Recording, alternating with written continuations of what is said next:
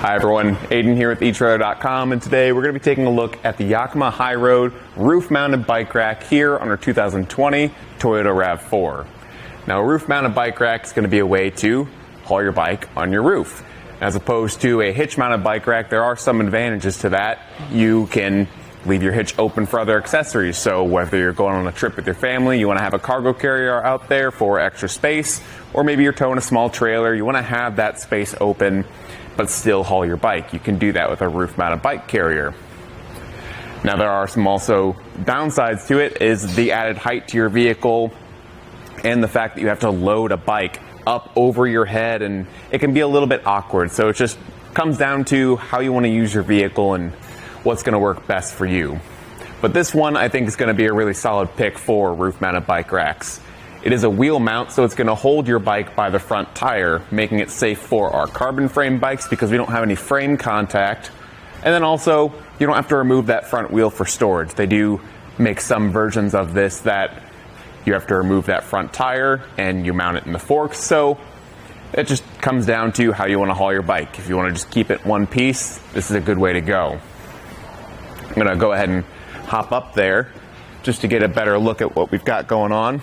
I do recommend using something like the Moki door step or a tire step just to make it easier to get up there. That's what we're using today, because when you're working with something up high like this, it just makes it a lot easier. You don't have to step all over your seats and stuff.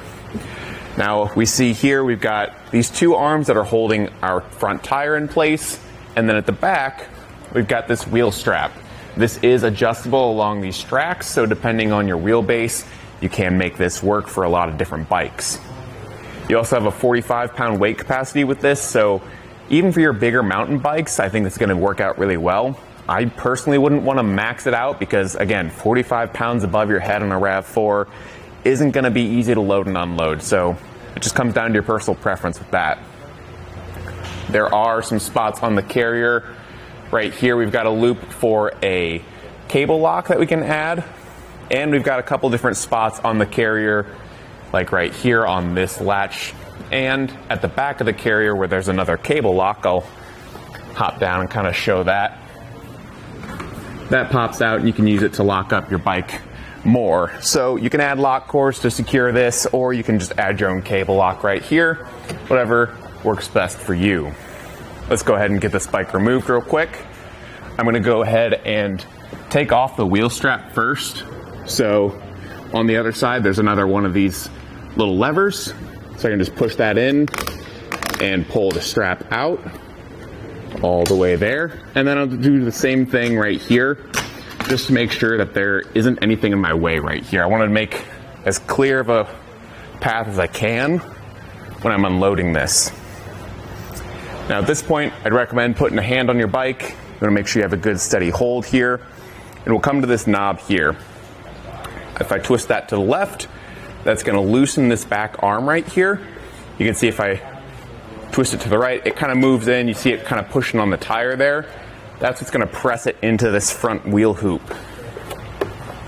So I'll just loosen that up and kind of roll the bike back, loosen it a little bit more so I can fully lower this down.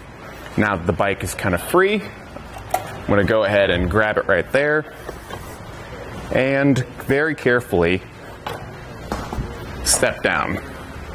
So it's a little bit tricky getting that down. You have to be confident, and I'd maybe recommend having a second set of hands to hand the bike off to, just because that is a little bit sketchy to do on your own. And then we can just go ahead and fold this one down right here, and now we've got it in our storage position. I definitely recommend replacing this strap in the back too, just to minimize the pieces that we've got flying around on our vehicle that are loose. And this is our storage position. So if you're wanting to leave your bike rack on between trips, maybe you only take your bike out on the weekends, but during the week you want to leave it on so it's ready to go, you can just leave it like this. It's going to be relatively low profile, and you still have full access to the back of your vehicle with an open hitch. Now let's get some measurements in this state here. So I'm going to do these measurements from the top of our crossbars.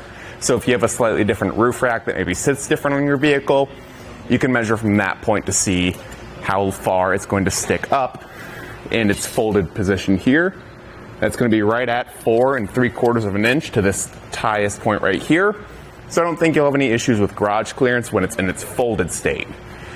Now, if we are wanting to see how far a bike's going to stick up, the bike is going to sit right here on these trays, and those are about 3.5 inches from the top of the crossbar. So you can take your bike at home, measure how tall it is, and see where it's going to sit. I think regardless of how big your bike is, you're going to have issues with garage clearance or parking garages, anything like that. I definitely recommend unloading the bike before you get in that situation. Overall though, I think it's a really solid bike rack. I think it's going to work really well. If you're looking to haul something on your roof, you've got plenty of extra space to add a cargo basket, a second bike rack, a kayak. Just as long as you're not exceeding the weight of your crossbars and your roof, you should be good to go on your adventures. I think that does it. Thanks for hanging out. I hope this helped. Here it is on our test course. We'll start by going through the slalom. This is going to show us the side-to-side action, which simulates turning corners or evasive maneuvers. Next, we're at the alternating speed bumps, which we'll see the twisting action. This will simulate hitting a curb or pothole or driving over uneven pavement. And finally, we have the full speed bumps, where we'll see the up and down action, which is just like driving out of a parking lot, garage, or driveway.